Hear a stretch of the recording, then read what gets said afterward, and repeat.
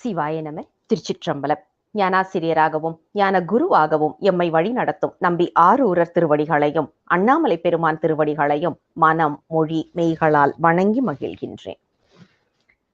இன்றைக்கு நாம பார்க்க போற தலைப்பு கொஞ்சம் வித்தியாசமான தலைப்பு. அதாவது தனதன்னற்றோழா அப்படின்ற ஒரு குறிப்பு நமக்கு 9ஆம் திருமுறையில வர்றதை பார்க்கிறோம் இல்லையா? இன்னைக்கு உள்ள காலகட்டத்துல லக்ஷ்மி பூஜை மற்றும் குபேர பூஜை என்று சொல்லப்படுவது மிகவும் பிரபலமான ஒன்றாக இருப்பதை நாம பார்க்கின்றோம். இப்ப நாம என்ன பண்ண போறோம்னா அதோட ஒப்பிட்டு ஒரு பதிவா இந்த பார்க்க போறோம். 9ஆம் திருமுறையில வர்ற குபேர வழிபாடு, அதாவது குபேரனை பத்தின குறிப்பை பத்தி பார்க்க போறோம். இதுல பாத்தீங்கன்னா 9ஆம் திருமுறையில திரு மாளிகை தேவர் அருளி செய்த முதல் திருப்பதிகத்திலேயே 7வது பாடல் பாத்தீங்கன்னா, திருச்சிற்றம்பலம். தனதன்னற்றோழா சங்கரசூல பாணியே தானோவே சீவனே கனகனல் தூணே கற்பக கொழுந்தே கண்கள் மூன்றுடையதோர் கரும்பே அனகனே குமர விநாயக சனக அம்பல தமர சேகரனே நுனகழல் இணையன் நெஞ்சினுள்ளி நீதா தொண்டனின் நுகருமானுகரே. இதுல பாத்தீங்கன்னா பெருமானை எப்படி சொல்றாரு அப்படின்னு பாத்தீங்கன்னா, தனதன் நல் தோழா அப்படின்னு சொல்கின்றார். யார் அப்படின்னா சங்கரா. சங்கரன் அப்படின்னாக்க தருகரன் என்பதுதான் அதனுடைய தமிழ் ஆக்கம். அதாவது கேட்டதை எல்லாம் கொடுக்கக்கூடியவன் சங்கரன், அதனாலதான் தருகரன். எல்லாத்தையும் கொடுக்கக்கூடியவர் அவர் யார் அப்படின்னா குபேரனுக்கு தன்னை தோழமை கொடுத்தவர் அப்படிங்கிற குறிப்பை முதல் பதிகத்திலேயே நாம பார்க்க முடிகின்றது. இப்படிப்பட்ட சிவபெருமான் குபேரனை தனது தோழனாக ஏற்றுக்கொண்டு இருக்கின்றார் அப்படிங்கிற குறிப்பை பத்தி தான் நாம இப்ப பார்க்க போறோம்னு சொன்னோம். இதுல பாத்தீங்கன்னா குபேரன், அதாவது குபேர வழிபாடு அப்படின்னா முக்காவாசி நீங்க இப்போ நிறைய இடத்துல ஆன்லைன்ல இருக்கு, போய் பாத்தீங்க அப்படின்னா என்ன சொல்லுவாங்க, உப்பு கண்டிப்பா ஒரு வீட்டுல இருக்கணும். அதே மாதிரி ஊர்கா, குபேரனுக்கு மிகவும் பிடித்தது ஊர்கா, ஊர்கா கண்டிப்பா இருக்கணும். மஞ்சள் இருக்கணும். இது மூணும் நம்ம வீட்டுல வைங்க, வச்சீங்கன்னா உங்களுக்கு எப்போதுமே அந்த வீட்டுல குபேரன் வாசம் செய்கின்ற ஒரு இடமா இருக்கும் அப்படிங்கிற ஒரு குறிப்பெல்லாம் சொல்றாங்க. இதுல மிக முக்கியத்துவம் வாய்ந்த ஒரு குறிப்பு என்னன்னு பாத்தீங்கன்னா, இது எல்லாமே உலகியல். நம்மளுடைய வழிபாடு அப்படின்னு நாம சொன்னோம்னு வைங்களேன், வழிபாடுன்னு சொல்லியாச்சுன்னா அதை உலகியலோட சேர்த்துதான் நம்மளுடைய பெரியவங்க எல்லாருமே வச்சிருக்கிறாங்க. உப்பு ஏன் வீட்டுல இருக்கணும் அப்படின்னு கேட்டீங்கன்னா, அந்த காலத்துல எல்லாம் வீட்டுல சுத்தியும் செடிகள்லாம் இருக்கும். அட்டைப்பூச்சி வந்துடும். அட்டைப்பூச்சி கடிச்சுது அப்படின்னா வலி தெரியவே தெரியாது. நம்ம எல்லாருக்குமே தெரிஞ்சது, வலி தெரியாது. அது கடிச்சுது அப்படின்னா அது அவ்வளவு சீக்கிரம் விடவும் செய்யாது நம்மள. அப்ப அந்த விடுறதுக்கு என்ன செய்யணும்னா உப்பு வைக்கணும். உப்பை வச்சா மட்டும்தான் அட்டைப்பூச்சி கீழே விழும். அதனால அவங்க என்ன பண்ணாங்க, ஒவ்வொரு வீட்லயும் உப்பு கண்டிப்பா இருக்கணும் அப்படிங்கிற ஒரு குறைவில்லாம இருக்கணுங்கிற ஒரு குறிப்பை வச்சாங்க. இது ஏன் அப்படின்னா, குபேரன் வர்றானோ இல்லையோ நம்ம உடம்புல இருந்து ரத்தம் வெளியில போகாது அப்படிங்கிற ஒரு குறிப்புக்கு. அடுத்தது பாத்தீங்கன்னா, டக்குன்னு இப்ப ஏதாவது ஒரு சாப்பாட்டுல ஒரு தகாததை சாப்பிட்டுட்டோம், ஒரு பெரட்டிட்டு வருது, வாந்தி வர்ற மாதிரி இருக்கு அப்படின்னா உடனே என்ன பண்ணுவாங்கன்னா, கொஞ்சம் ஊர்காவை எடுத்து நாக்குல வைக்க சொல்லுவாங்க. முக்காவாசி அந்த காலத்துல எலுமிச்சை ஊர்கா அல்லது மாங்காய் ஊர்கா இப்படிப்பட்டதுதான் இருக்கும். அந்த எலுமிச்சை ஊர்கா இல்ல நார்த்த ஊர்காவை எடுத்து லேசா கிள்ளி நம்ம நாக்குல வச்சிட்டோம் அப்படின்னா என்ன நடக்கும்னா உடனேயே அந்த பெரட்டல் நிக்கும். இத மருத்துவமா இன்னைக்கு சொல்றாங்க. மருத்துவமா சொல்லும் போது என்ன சொல்றாங்கன்னா, நம்மளுக்கு அந்த டக்ட் இருக்கு இல்லையா, அந்த அந்த பைல் டக்ட்ன்னு சொல்லுவாங்க இல்லையா, அந்த இடத்தை வேலை செய்ய, அதாவது ஆக்டிவேட் பண்றதுக்கு, உடனேயே வேலை செய்ய வைக்கிறதுக்கு, லிவர் மற்றும் அதை சார்ந்த ஒரு இடத்துல அதை ஆக்டிவேட் பண்றதுக்கு கண்டிப்பாக ஊர்கா வேண்டும் அப்படின்னு சொல்றாங்க. அந்த ஊர்கால இருக்கிற அந்த வினிகர் சேர்ந்த ஒரு பொருள் இருக்கு இல்லையா, அது உடனேயே நம்மளுக்கு வாந்தியை கட்டுப்படுத்தக்கூடியதாக இருக்கும். அப்படியே வாந்தி எடுப்பவர்களுக்கும் உடனேயே ஒரு புத்துணர்ச்சி கொடுப்பதற்காக ஊர்கா வேண்டும். இப்ப யோசிச்சு பாருங்க, வாழ்வியலோட நம்ம வச்சாங்க. வீட்டுல இருக்கணும் அப்படின்னா, நான் எத்தனை நாள் வாந்தி எடுக்கிறேன் அப்படின்னு ஒரு புள்ள கேட்டுச்சு அப்படின்னு வைங்களேன், நம்மள்ட்ட பதில் கிடையாது. வாந்தி எடுக்கும் போது அப்ப போய் நம்ம ஊர்காவை தேடிட்டு இருக்க முடியாது. அதற்காக ஊர்காவை வீட்டுல வைக்கணும்னு சொன்னாங்க. சும்மா வையின்னு சொன்னா யாராவது கேட்போமா நம்மள? நம்ம தேவையில்லாத விதண்டாவாதம் பண்ணுவோம். அப்ப என்ன சொன்னாங்க? உனக்கு செல்வம் வேணுமா? குபேரனை வணங்கு. குபேரனை வணங்கணுமா? ஊர்காவை வீட்டுல வையின்னு சொன்னாங்க. எவ்வளவு அழகா வாழ்வியலோட நம்ம மக்கள் இதை எடுத்துட்டு போனாங்கிறத கொஞ்சம் யோசிக்கணும். நம்மளோட இந்த பதிவோடைய நோக்கம் வந்து குபேரனை வழிபடணுமா வழிபடக்கூடாதாங்கிறது கிடையாது. ஆனா இதை வாழ்வியலோடு நாம பார்க்கணும் அப்படிங்கிறதுதான் நம்மளுக்குள்ள ஒரு பாடமாக இந்த பதிவை நாம பார்க்க இருக்கின்றோம். ஏன்னா ஒரு தெய்வ வழிபாட்டு கொள்கையில நிலையாக இருப்பவர்கள் நாம.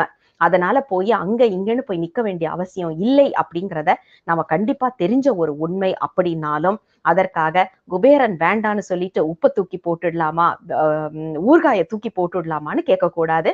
அதற்காக தான் இதை வாழ்வியலோடு நாம பார்க்க ஆரம்பிக்கிறோம். சரி, அடுத்தது பாருங்க. இந்த தனதன்ன ட்ரோழா அப்படின்னு நமக்கு சொல்றாங்க.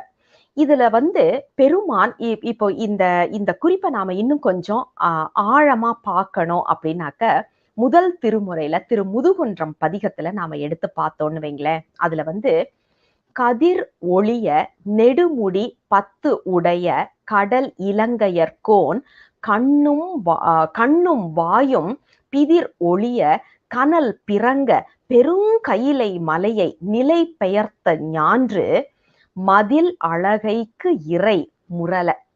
அதாவது ராவணனை பெருமான் தண்டிக்கிறாரு. இது வந்து 8வது பாடல் திருமுதுகுன்றத்துல வர்ற காழிப்பிள்ளையாருடைய பதிகம். அது ராவண அனுகிரக மூர்த்தியாக பெருமானை காட்டுவார் என்பது நமக்கு தெரியும். இதுல பாத்தீங்கன்னா இலங்கை மன்னனை வந்து பெருமான் தண்டிக்கிறாரு. ஏன் தண்டிக்கிறார்னா நம்ம கைலை மலையை பெயர்த்தி எடுக்க எத்தனிக்கின்றார். அதனால பெருமான் வந்து தண்டிக்கின்றார். அதை தண்டிக்கும் போது அழகைப்பதின்றதுதான் குபேரனுடைய ஊரு. அந்த அழகைப்பதியோடைய தலைவன் இறைவன் அப்படின்னு சொல்ற, அதாவது தலைவன் வந்து குபேரன் மகிழ்கின்றான் அப்படிங்கிற ஒரு குறிப்பை சொல்கின்றார். இப்ப நம்மளுக்கு ஒரு கேள்வி வரும். குபேரனுக்கும் ராவணனுக்கும் என்னங்க சம்பந்தம்? ராவணனை தண்டனை கொடுத்தா எப்படி வந்து குபேரனுக்கு சந்தோஷம் வரும்? இது ஒரு நியாயமான ஒரு கேள்வி தானே. அதுக்கு நாம எடுத்து பார்த்தோம்னா இது வந்து நமக்கு திருமந்திரத்துல வர்ற ஒரு குறிப்பாக பார்க்கின்றோம்.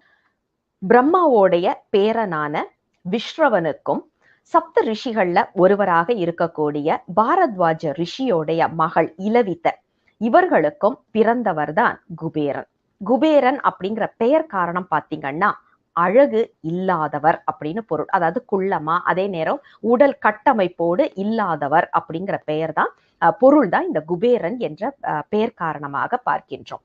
இந்த விஸ்ரவனுக்கும் அதே நேரத்துல அசுரகுல தலைவன் சுமாலினி அப்படிங்கிறவருடைய மகள் கேகசித் என்பவருக்கும் பிறந்தவர்கள் தான் ராவணன், கும்பகர்ணன், சூர்பனகை மற்றும் விபீஷ்ணன் ஆகிய 4வரும். அப்ப ஒரே அப்பா, ஆனால் 2 அம்மாக்களுக்கு. ஒருவர் ரிஷி வம்சத்துல வந்தவர் குபேரன், அசுர வர்க்கத்துல வந்தவர் தான், வாரிசாக வந்தவர் தான் ராவணன் என்பதாக பார்க்கின்றோம். அப்ப இந்த 2 பேருக்குமே தந்தை வந்து விஸ்ரவன் தான்.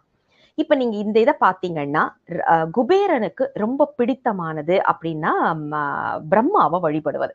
பிரம்மாவை வழிபட்டு நிறைய வந்து பொருள் வாங்குறது, இப்படிப்பட்ட இதெல்லாம் செய்திருக்கிறாரு. அதுலதான் அவருக்கு விருப்பம் இருந்திருக்கின்றது. ஆரம்பத்துல இந்த மாதிரி எனக்கு ஒரு நாடு வேண்டும், நான் வந்து அதை ஆட்சி செய்யணும் அப்படின்னு சொல்லி பிரம்மா கிட்ட விண்ணப்பம் வச்சப்ப பிரம்மா என்ன பண்றாரு, அழகை அப்படின்னு ஒரு இடத்தை உருவாக்கி அதை குபேரன் கிட்ட கொடுக்கிறாரு. அங்கதான் சங்கநிதி, பதுமநிதி போன்றவைகளை எல்லாம் வைத்துக்கொண்டு குபேரன் வந்து ஆட்சி செய்து வருகின்றார். அதுதான் இன்றைய இலங்கையாக இருக்கலாம் அப்படிங்கறத நம்ம பாக்குறோம். அப்போ இவர் வந்து ஆட்சி செய்துட்டு வர்றாரு. அவருக்குத்தான் அந்த புஷ்பக விமானமும் கொடுக்கப்படுகின்றது. யார் கொடுக்கின்றார்கள் அப்படின்னா பிரம்மா கொடுக்கின்றார். இத வந்து அவர் ஆட்சி செய்துட்டு வர்றாரு. தம்பி தானே ராவணன், அசுர குலத்துல வந்தவன் தானே. அதனால அவன் என்ன பண்றான்னா நேரா வந்து அண்ணனாக இருக்கக்கூடிய குபேரனை அடிச்சு துரத்திட்டு அழகைப்பதிய கையாடல் செய்துட்டு அந்த புஷ்பக விமானம் மற்றும் சங்கநிதி, பதுமநிதி எல்லாத்தையும் வந்து தன்னுடையதாக ஆக்கிக் கொள்கின்றான் ராவணன். அப்ப இவர் என்ன பண்றாரு, போயிட்டு அழுதுட்டே போயிட்டு ஏன்னா இவருக்கு வந்து உடல் வலிமை அவ்வளவா கிடையாது. ஏன்னா அசுர குலத்துல இருந்து வந்தவங்களுக்கும் ரிஷி குலத்துல இருந்து வந்தவங்களுக்கும் உள்ள வேறுபாடு இருக்கும் இல்லையா. இவர் வந்து தனது உடல் வலிமை இல்லாத காரணத்தினால தம்பியை பார்த்து சண்டை போட முடியல. அதனால இவர் ரொம்ப மனசு வருத்தத்துல அழுதுகிட்டே வந்து மீண்டும் பிரம்மனை நோக்கி வழிபட்டு எனக்கு நிலையாக இருக்கக்கூடிய செல்வம் வேண்டும்னு கேட்கிறாரு. அப்ப அவர் சொல்றாரு, பிரம்மா சொல்றாரு, நிலையானது என்று எதையுமே நாங்க கொடுக்க முடியாது. நிலையானதுன்னு உனக்கு வேணும்னா சிவனை நோக்கி நீ விண்ணப்பம் செய்தாதான் முடியும் அப்படின்னு சொல்லிடுறாரு. அப்ப குபேரன் என்ன பண்றாரு, சிவபெருமானை நோக்கின தவத்தில் இறங்குகின்றார். சிவபெருமானை நோக்கி தவம் இருந்து கொண்டே வருகின்றார். எதற்காக அப்படின்னா, தனக்கு நிலையான ஒரு இடம், நிலையான செல்வம் வேண்டும் அப்படிங்கிற ஒரு குறிக்கோளோட தபஸ்ல இருக்கிறாரு. இவருடைய தவ வலிமையை பார்த்து சிவபெருமான் இறங்கி வருகின்றார். நம்ம ஆளுதான் வந்து எப்பவுமே வந்து யாராவது ஒருத்தர், அதாவது பொய்யே உன்னை புகழ்ந்தால் அதுவும் பொருளா கொள்வானே என்பவர் இல்லையா? அதனால என்ன பண்றாரு, இறங்கி வந்து உனக்கு என்னப்பா வேணும்னு கேட்கிறாரு. குபேரன் தான் எதற்காக தவம் இருந்தோம் என்பதையே மறந்துட்டு பெருமான பார்த்த மாத்திரத்துல அவர் கேட்கிறார், சாமி எனக்கு உன்னோட திருவடி வேணும் சாமி. எவ்வளவு ஒரு பக்குவ நிலை பாருங்க. பணம் வேண்டும், செல்வம் வேண்டும், ஆட்சி வேண்டும் என்று விண்ணப்பத்துக்காக ஆரம்பிச்சவரு பெருமான பார்த்த மாத்திரத்துல எனக்கு இதெல்லாம் வேண்டாம் சாமி, உன்னுடைய திருவடியை கொடுங்க அப்படின்னு பெருமானுடைய திருவடியை நினைத்து ஏங்கி பெருமானுக்காக அந்த இடத்துல உண்மையான அந்த அன்பை பார்த்த உடனே பெருமான் சொல்றாரு, அவ்வளவுதானே உனக்கு வேணும், திருவடி தானே உனக்கு வேணும், நான் என்ன உனக்கு தோழனாக கொடுக்கின்றேன் அப்படின்னு சொல்றாரு. அப்போதுதான் அவரை அங்க வந்து மீண்டும் அழகை பதி என்று ஒன்றை உருவாக்கி நிலையாக இருக்கக்கூடிய சங்கநிதி பதுமநிதியை கொடுக்கின்றார் பெருமான். யார் கொடுக்கிறது அப்படின்னா சிவபெருமான் கொடுக்கின்றார். எதற்காக அப்படின்னா, அடியார்கள் இதெல்லாம் நம்ம வந்து 63 நாயன்மார்கள் வரலாற்றுலயும் நம்ம பாக்குறோம். குபேரன் வந்து பெருமானோடைய செல்வத்தை ஆட்சி செய்து வரக்கூடிய ஒருவர். இப்ப யோசிச்சு பாருங்க, நம்ம வீட்லயும் வந்து அப்பா சம்பாதிச்சுட்டு வர்றாங்க, அம்மா வந்து வீட்டு செலவெல்லாம் பாத்துக்கிறாங்க. அப்பா வந்து அம்மா கிட்ட பணத்தை கொடுத்துருவாங்க, அம்மா வீட்டுல உள்ள செலவுகள் எல்லாம் பாக்குறாங்க. இப்போ ஒரு குழந்தை வந்து ஏதாவது ஒண்ணு வாங்கணும் அப்படின்னா முதல்ல அம்மா கிட்ட போய் கேட்கும். அம்மா என்ன பண்ணுவா, அவ கையில இருக்கிற பணம் வரைக்கும் கொடுக்கறதுக்கு அவளுக்கு அதிகாரம் உண்டு. அதை மேற்படி போச்சுதுன்னா என்ன பண்ணணும், அப்பா கிட்ட தானே போய் கேட்கணும். இங்க பாரு, என்கிட்ட அவ்வளவு இல்ல, நான் அப்பாட்ட கேட்டு உனக்கு வாங்கி தரேன் அப்படின்னு சொல்லுவா. இல்லைன்னா என்னால கேட்க முடியாது, நீயே போய் உன் அப்பாட்ட கேட்டுக்கோ அப்படின்னு சொல்லுவா இல்லையா? இதுதான் நாம சர்வசாதாரணமா நடக்கிறது. இல்ல ஒரு அலுவலகத்துலன்னு எடுத்துக்கிட்டோம்னு வச்சுக்கோங்களேன். முதலாளி ஒருத்தர் இருப்பாரு, கணக்கர், அக்கௌண்டன்ட்ன்ற ஒரு கணக்கர் இருப்பாரு. கணக்கருடைய வேலை என்ன, அவருடைய அதிகாரத்துல இருக்கக்கூடிய பெட்டி கேஷ்ன்னு சொல்லுவோம் இல்லையா, அவ்வளவுதான் அவருடைய அதிகாரம். அதுக்கு மேற்படி போச்சுதுன்னா முதலாளி கிட்டத்தான் போய் கேட்கணும். அப்ப முதலாளியாக ஒரு குடும்பத்தின் தலைவனாக இருக்கக்கூடியது சிவபெருமான். அம்மா ஸ்தானத்திலேயோ அல்லது அக்கௌண்டன்ட் என்று சொல்லப்படுகின்ற அந்த கணக்கர் ஸ்தானத்திலேயோ இருக்கக்கூடியது குபேரன். இப்ப யோசிச்சு பாருங்க, நாம குபேர வழிபாடு பண்ணா என்ன நடக்கும் அப்படின்னா, குபேரன் கையில எவ்வளவு இருக்கோ அவ்வளவு வரைக்கும் தான் நமக்கு கொடுக்க முடியும். அதை தாண்டி கொடுக்கக்கூடியது சிவபெருமான் மட்டும்தான். நாம புரிஞ்சுக்கணும், நாம வந்து எங்க வணங்கணுங்கிறத நம்மளுடைய இதுலதான் நமக்கு கொடுத்துட்டாரு சாமி. நீ குபேரனை வணங்குறியா வணங்கிக்கோ, சிவபெருமான வணங்குறியா வணங்கிக்கோ. ஆனா யாருக்கிட்ட எவ்வளவு அதிகாரம் இருக்குங்கிறத நாம உணர்ந்து கொள்ள வேண்டும் இல்லையா? அந்த ஒரு குறிப்பை தான் நாம இந்த இடத்துல பாக்குறோம். இதுல லக்ஷ்மி வழிபாடும் வரும், நமக்கு 9ஆம் திருமுறையிலே அது வருது. இன்னும் ஒரு பதிவாக அதை பார்க்கலாம். லக்ஷ்மி எப்படி வந்தாங்க அப்படின்னு பாத்தீங்கன்னா, நமக்கு வந்து பார்க்கடல் கடையும் போது ஒவ்வொரு பொருளாக வருகின்றது, அதுல லக்ஷ்மி வருகின்றார்கள். அவர்களுடைய அழகை பார்த்து திருமால் இவர்களை எனக்கு கொடு என்று வாங்கிக் கொள்கின்றார். அப்ப யோசிச்சு பாத்தீங்கன்னா, மகாலட்சுமியும் பார்க்கடலில் இருந்து வந்தவர்கள் தான். அது பெருமானின் கருணையால் திருமாலுக்கு செல்கின்றது. லக்ஷ்மியால பணம் கொடுக்க முடியுமான்னா கொடுக்க முடியும். எந்த அளவுக்கு ஒரு அக்கௌண்டன்ட்டுக்கு தகுதி இருக்கோ, அதிகாரம் இருக்கோ, அவ்வளவுதான் அவர்களால செய்ய முடியும். ஆனால் அவர்களையும் மீறின அதிகாரம் சிவபெருமானுக்கு மட்டுமே உரித்தானது என்பதை நாம் நினைவில் கொள்ள வேண்டும்.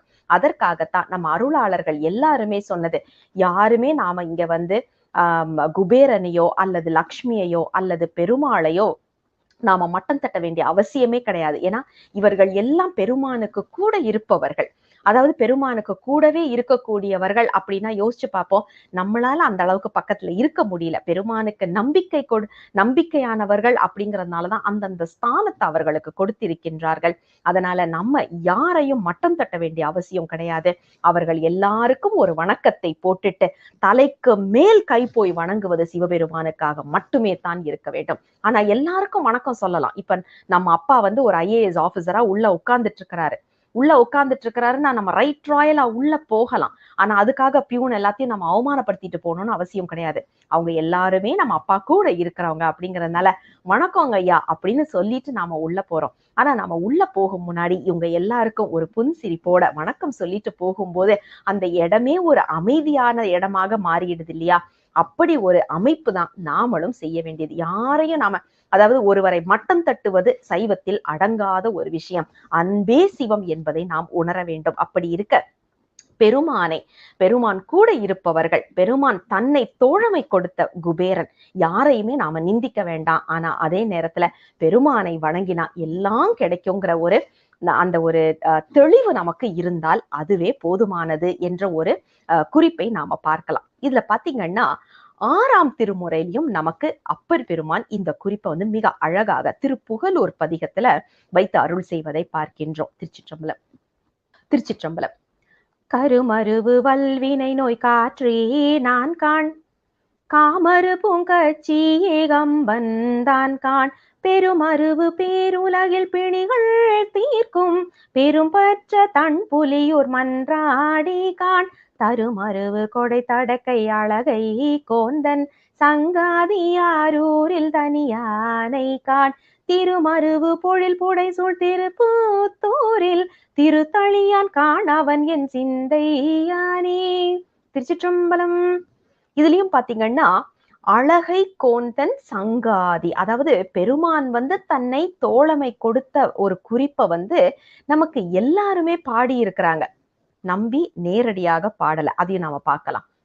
இப்ப நாம காழிப்பிள்ளையார பார்த்தோம். காழிப்பிள்ளையார் தான் வந்து ராவணனை தண்டிக்கும் போது குபேரன் வந்து மகிழ்ச்சி அடைந்தார் அப்படின்ற ஒரு குறிப்பை சொன்னாரு. அதே நேரத்துல வந்து நமக்கு அப்பர் பெருமான் இதை சொல்லுவதையும் பார்க்கின்றோம். இது எல்லாத்திற்கும் காரணம் என்ன அப்படின்னா, நம்ம அருளாளர்கள் யாரையுமே ஒதுக்கல, எல்லாமே பெருமானோடு இருப்பவர்கள் அப்படிங்கிற ஒரு அக்னாலஜ்மெண்ட்னு சொல்றோம் இல்லையா, அதை கொடுத்து கொண்டே வருகின்றார்கள். திருமந்திரத்துல பாத்தீங்கன்னா சிவபரத்துவத்துல அற்புதமான ஒரு பாடல் வரும். அது அதிபதி செய்து அழகையர் வேந்தனை அப்படின்னு ஆரம்பிக்கின்ற அந்த பாடலை பாருங்க.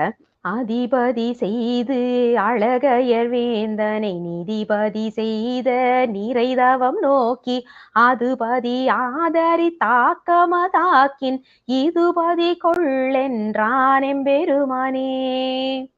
இது பாருங்க, அழகா சொல்றாரு.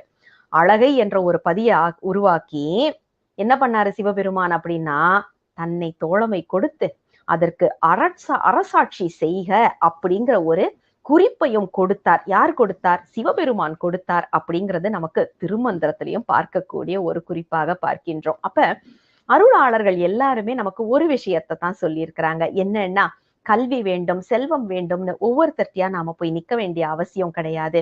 எப்போதுமே நாம் செய்ய வேண்டியது ஒன்றே ஒன்றுதான். பெருமான் தான் அனைத்திற்கும் தலைவன் என்பதை நாம் உணர்ந்து, அதனால பாருங்க, அதிபதி செய்து அழகையர் வேந்தனை நிதிபதி செய்த நிறைதவம் நோக்கி, நிதிபதி செய்த, அதாவது இந்த நிதிகளுக்கெல்லாம் தலைவனாக செய்த, யார் செய்தா அப்படின்னா, இது பதி கொள் என்றான் எம்பெருமானே. எங்க பெருமான் செய்தாருப்பா. என்ன செய்தார் தெரியுமா? அழகை என்ற ஒரு பதியை உருவாக்கினாரு. அதுல வந்து நிதிகளை வைத்தாரு. அந்த நிதிகளுக்கு இறைவனாக வந்து யார வச்சாரு அப்படின்னா, அழகை பதியில் இருக்கக்கூடிய நம்ம குபேரனை வச்சாரு. யாருப்பா இதெல்லாம் வச்சாரு அப்படின்னா, எங்க சிவபெருமான், எம்பெருமானே. அப்ப எங்கள் பெருமான் செய்த ஒரு கருணை அப்படிங்கிற ஒரு நிலைப்பாடு நமக்கு புரிஞ்சிருச்சு அப்படின்னு வைங்களேன். இதுதான் நம்ம வீட்டுல எல்லார் வீட்லயும் நடக்கிற ஒரு பிரச்சனை. ஆரம்பத்துல நம்ம யாருக்குமே நம்ம அப்பாவை பிடிக்காது. யோசிச்சு பாருங்களேன். அப்பாவை வந்து ஒரு எதிரியாதான் நம்ம பார்த்துட்டே இருப்போம். ஏன் அப்படின்னா, நம்ம என்ன கேட்டாலும் முடியாதுன்னு சொல்றாங்க, அதனால எனக்கு எங்க அப்பாவை பிடிக்காதுன்றது நம்மள எத்தனை பேர் சொல்ற ஒரு குறிப்பு. ஆனா நமக்கு கல்யாணமாகி நமக்கும் பிள்ளைங்க வந்ததுக்கு அப்புறம் தான் எங்க அப்பா எவ்வளவு நல்லவரு அப்படிங்கிற ஒரு எண்ணம் நமக்கு வரும். அது வரைக்கும் அம்மாவை தலையில தூக்கி வச்சு கொண்டாடுவோம். இதுல அம்மாவையும் அப்பாவையும் நம்ம பிரிச்சு பார்க்க முடியாது. ஆனா என்னன்னா, அப்பா கொடுக்கத்தான் அம்மா நமக்கு செய்தார்கள்.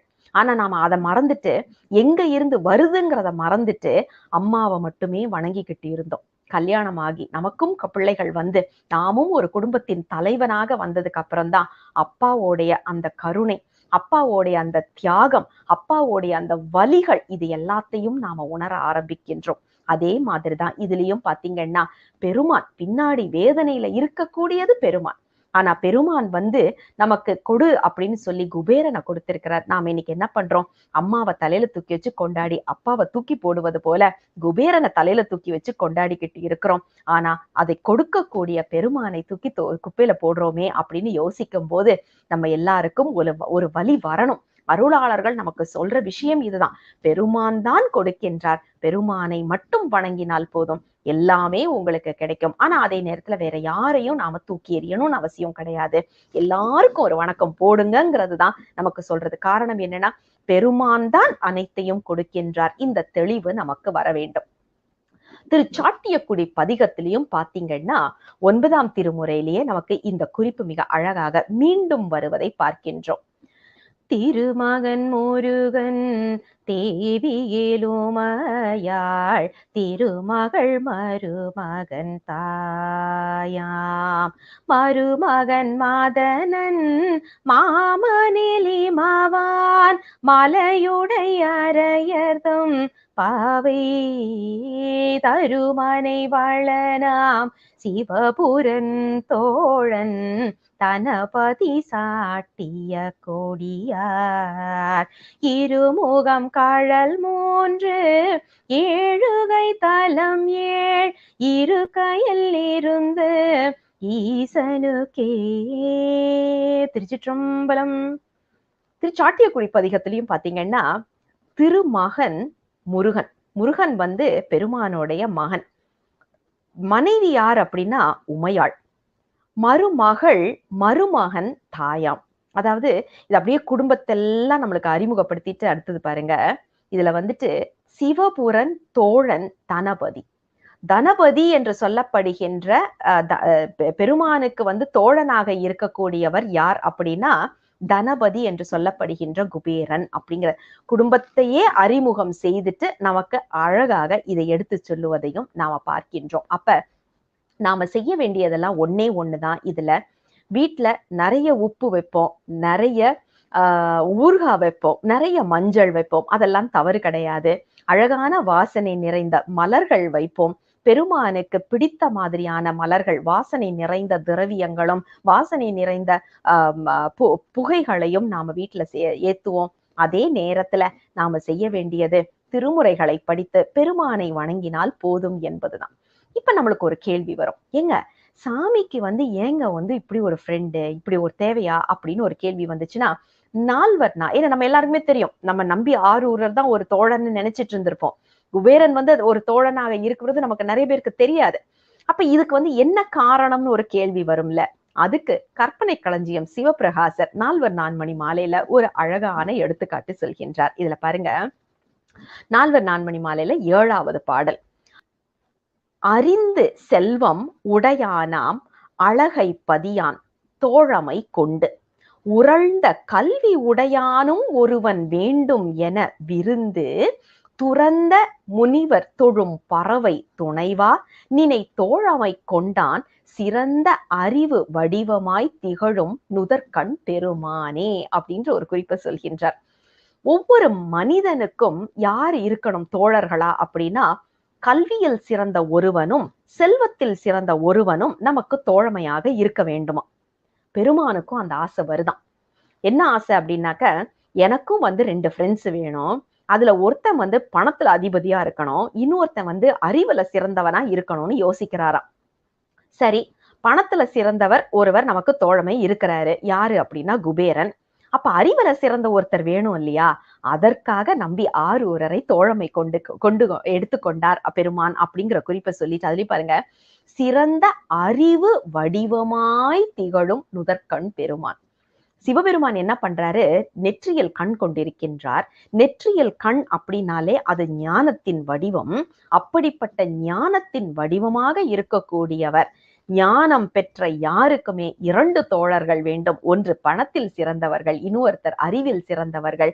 பணத்தில் சிறந்ததாக இருக்கக்கூடிய குபேரன் தனக்கு தோழன் என்றது பெருமானுக்கு தெரியும். அதனால கல்வியில் சிறந்த ஒருவனும் தனக்கு தோழமையாக வேண்டும் அப்படிங்கிற ஒரு காரணம் பற்றி இங்க பெருமான் வந்து நம்பி ஆரூரரை தோழமை கொண்டார் அப்படிங்கிற குறிப்பு நமக்கு கற்பனை களஞ்சியம் சிவப்பிரகாசர் சொல்லுவதை பார்க்கின்றோம். அப்ப நாம செய்ய வேண்டியதெல்லாம் என்ன அப்படின்னா, பெருமானுக்கு நம்மை தோழமை கொடுக்க வேண்டும் அப்படின்னு நாம நினைச்சோம்னா, ரொம்ப சுலபமாக செய்ய வேண்டியது, யாரையும் நாம் நிந்தனை செய்ய வேண்டிய அவசியம் இல்ல. அதே நேரத்துல எல்லார்கிட்டயும் போய் நாம வணங்கிட்டு நிக்கணும். வணக்கம் சொல்லலாம். ஆனா வழிபாடு செய்ய வேண்டிய அவசியம் இல்லை. ஆனா அதே நேரத்துல இதுல சொல்ற வழிபாட்டு முறைகள் எல்லாம் சிவத்தை நோக்கி நாம செய்துட்டு, பெருமானே நீதான் அனைத்திற்கும் தலைவன் என்ற ஏக நாயகன் நீதான். அனைத்தையும் முழுமுதற் கடவுளாக இருந்து அனைத்தையும் உருவாக்கி கொண்டிருப்பவன் நீதான். இது எனக்கு புரிகின்றது, தெரிகின்றது. அந்த வழியில் என்னை நிற்க வை அப்படின்னு பெருமானுடைய திருவடிகளுக்கு நாம விண்ணப்பமாக வைத்து ஒவ்வொரு நாளும் சிவபூசையை செய்து அதே நேரத்துல திருமுறைகளை ஓதிக்கொண்டு வந்தால் செல்வம் மட்டும் அல்ல, அறிவு மட்டும் அல்ல, என்னெல்லாம் வேண்டுமோ அனைத்தையும் கொடுத்து அருள் செய்வார் பெருமான். இது நமக்கு எங்க பார்க்கலாம்னா எல்லா திருமுறைகள்லையும் பார்க்கலாம். எல்லா திருமுறைகளும் நமக்கு சொல்லக்கூடிய ஒரே விஷயம், திருமுறைகளை மனசார, அதாவது நாம கடனேன்னு படிக்க கூடாது. உருகி உருகி மனதார நாம் அதை படித்து கொண்டே வந்தால் நமக்கு உலகியலுக்கு தேவையான அனைத்தையும் கொடுக்க வல்லது அப்படிங்கிற குறிப்பு தான். இதற்காக நாம அங்க போய் இங்க போயின்னு நாம வந்து அல்லோல கல்லோல பட வேண்டாம். ஒரே இடம், அதாவது சிங்கிள் ஸ்டாப் சொல்யூஷன் அப்படின்னு சொல்லுவாங்க தெரியுமா? இப்ப சில சூப்பர் மார்க்கெட்லாம் போனீங்கன்னா சொல்லுவாங்க ஒன் ஸ்டாப் சொல்யூஷன் அப்படின்னுவாங்க. நீங்க வந்தீங்கன்னா புதுசா வாங்கிக்கலாம், ரிப்பேர் பண்ணிக்கலாம், அதே நேரம் அப்கிரேட் பண்ணிக்கலாம், என்ன வேணாலும் பண்ணிக்கலாம். One stop solution. அந்த ஒன் ஸ்டாப் சொல்யூஷன் தான் நமக்கு சிவபெருமான். எதை கேட்டாலும் இன்னைக்கு வந்து பாத்தீங்கன்னா அமேசான் நம்மளுக்கு இருக்கு. எதை எடுத்தாலும் அமேசான் தான். ஏதாவது ஒண்ணு வாங்கணும்னா அமேசான் தான். வீட்டுல வாங்குற துணியில இருந்து, வீடு துடைக்கிற மாப் ஸ்டிக்ல இருந்து, வீட்டுக்கு தேவையான மாவுல இருந்து, கம்ப்யூட்டர்ல இருந்து, டிவில இருந்து, ஃப்ரிட்ஜ்ல இருந்து எல்லாமே அமேசான்ல கிடைக்குது. அதை விட சிறந்த ஒரு ஒன் ஸ்டாப் சொல்யூஷன் தான் எங்கள் சிவபெருமான் அப்படிங்கிற தெளிவு நம்ம உயிர்களுக்கு இருந்ததுன்னா நாம இந்த குழப்பத்திலேயே மாட்ட மாட்டோம். ஒவ்வொரு நாள் செவ்வாய்க்கிழமை நான் இந்த சாமி கிட்ட போனோம், புதன்கிழமை நான் இந்த சாமிகிட்ட போனோம், வெள்ளிக்கிழமை நான் இந்த சாமிகிட்ட போனோம், எல்லா சாமிட்டையும் போய் வணங்கிட்டு நின்னாலும் எனக்கு பணம் வரலையே அப்படின்னா, நம்மளுடைய வினை எவ்வளவு இருக்கின்றதோ அதற்கேத்த பணத்தை கொடுப்பதற்குத்தான் இவர்களுக்கெல்லாம் அதிகாரம் இருக்கு. நம்ம வினையையே மாற்றும் அதிகாரம் சிவத்திற்கு மட்டுமே இருக்கின்றது. அப்ப நாம என்ன செய்யணும்னா, அம்மாவை பைபாஸ் பண்ணிட்டு அப்பா கிட்ட போறா மாதிரி, அக்கௌண்டன்ட்ட பைபாஸ் பண்ணிட்டு முதலாளி கிட்ட போறா மாதிரி நேரா போய் பெருமான் கிட்ட சரணடைவோம். சாமி, என் வினை காரணமாக எனக்கு இதுக்கு மேல பணம் வரமாட்டேங்குது. நான் எவ்வளவு கஷ்டப்பட்டாலும் எனக்கு வரமாட்டேங்குது. என் தலையெழுத்த கொஞ்சம் மாத்தி எனக்கு ஏதாவது செய் சாமி அப்படின்னு சொல்லிட்டு மனம் உருகி திருமுறைகளை பாடுவோம் என்று சொல்லி பாட பாட பெருமான் நமக்கு என்ன வேண்டுமோ அதை கொடுத்து கொண்டே இருப்பார். ஆனால் குபேரன் பெருமான் மேல வச்சிருக்கிற அன்பை நாம 1% வச்சா கூட நம்மளையும் பெருமான் அன்போட ஏற்றுக்கொள்ளுவார். இன்னைக்கு என்ன பிரச்சனைனா, குபேரனை வணங்குறோம், ஆனா குபேரனுடைய அந்த குவாலிட்டி நம்ம கிட்ட இருக்கா அப்படின்னா இல்லையே. குபேரன் வந்து பெருமானை பார்த்த மாத்திரத்துல எனக்கு நீ போதும்னு சொன்னாருல்ல, நம்மள யாராவது அப்படி சொல்லுவோமா அப்படின்னு இன்னைக்கு சொல்லுவோம், ஆமாமா நான் சொல்லுவேன் அப்படின்னு. ஆனா பெருமான் முன்னாடி வந்து நின்னாதான் தெரியும் என்ன கதைங்கிறது. அப்ப நாம என்ன செய்யணும்னா, அந்த மனத்தை பெருமானின் பால் நம்ம செலுத்திட்டு மொத்தமா பெருமானுடைய திருவடிகளுக்கு நாம சரண் அடைந்தோம் அப்படின்னா மத்த எல்லாத்தையும் பெருமான் பார்த்து கொள்ளுவார். இந்த ஒரு தெளிவு நமக்கு வர வேண்டும் அப்படிங்கிறதுக்காகத்தான் இந்த அற்புதமான பதிவை இன்று பெருமான் கொடுத்து அருள் செய்திருக்கின்றார் என்பது தெரிகின்றது. அதனால இந்த பதிவை இதோடு நாம நிறைவுக்கு கொண்டு வரலாம்.